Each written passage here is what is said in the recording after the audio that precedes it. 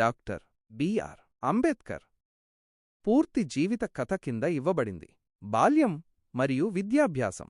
Bhimrao Ramji Ambedkar 1891 April 14న మధ్యప్రదేశ్లోని మహూ గ్రామంలో రాంజీ మలోజీ సాక్పాల్ మరియు భీమాబాయి దంపతులకు చివరి సంతానంగా జన్మించారు. ఆయన అసలు పేరు భీమారావు రాంజీ అంబావడేకర్. వీరు మహార్ కులానికి చెందినవారు.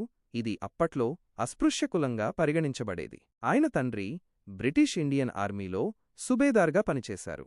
అంబేద్కర్ చిన్నతనం నుండే తీవ్రమైన కుల వివక్షను ఎదుర్కొన్నారు. పాఠశాలలో ఆయనను ఇతర పిల్లలతో కలవకుండా, మాట్లాడకుండా తరగతి గదిలో ఒక మూల కూర్చోబెట్టేవారు. అస్పృశ్యులు నీళ్లు తాగాలంటే ఒక ప్యూనొచ్చిచ్చేవాడు. ప్యూన్ లేకపోతే నీళ్లు తాగడానికి కూడా అవకాశముండేది కాదు. ఈ దుస్థితిని అంబేద్కర్ ప్యూన్ లేడు కనుక నీళ్లు లేవు అని వివరించారు.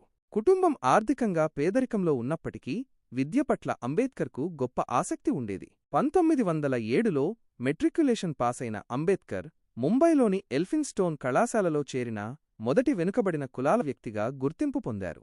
బరోడా మహారాజు షాయాజీరావు గైక్వాడిచ్చిన విద్యార్థి వేతనంతో 1912లో బి.ఏ. పూర్తి చేశారు. ఉన్నత విద్య అభ్యసించాలనే పట్టుదలతో 1913లో మహారాజు ఆర్థిక సహాయంతో అమెరికాలోని కొలంబియా విశ్వవిద్యాలయంలో చేరి ఎంఏ, పీహెచ్డీ పూర్తి చేశారు. ఆ తర్వాత లండన్ వెళ్లి న్యాయశాస్త్రంలో పట్టా పొందారు. సామాజిక సంస్కరణలు మరియు పోరాటం.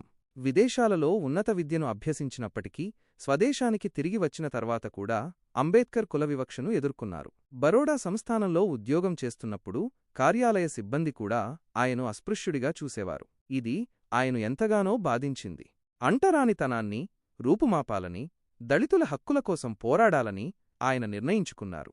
బహిష్కృత హితకారిణీ సభ 1924 దళితులలో విద్య, సామాజిక సంస్కరణలను ప్రోత్సహించడానికి ఈ సంస్థను స్థాపించారు. మూక్నాయక్ 1920 కుల అన్యాయం గురించి అవగాహన పెంచడానికి మూక్నాయక్ అనే మరాఠీ వార్తాపత్రికను ప్రారంభించారు. మహాద్ సత్యాగ్రహం 1927 దళితులకు ప్రజానీటి వనరులను పొందే హక్కును డిమాండ్ చేస్తూ మహద్ సత్యాగ్రహానికి నాయకత్వం వహించారు. ఈ సందర్భంగా సనాతనవాదులు వ్యతిరేకించినప్పుడు కుల వ్యవస్థను సమర్థించే మతగ్రంథమైన మనుస్మృతిని బహిరంగంగా దహనం చేశారు. ఇది మహారాష్ట్రలో సంచలనం సృష్టించింది. పూనా ఒప్పందం 1932 దళితుల రాజకీయ ప్రాతినిధ్యం కోసం అంబేద్కర్ బ్రిటిష్ ప్రభుత్వంతో పోరాడారు. ప్రత్యేక నియోజకవర్గాల కోసం ఆయన వాదించారు.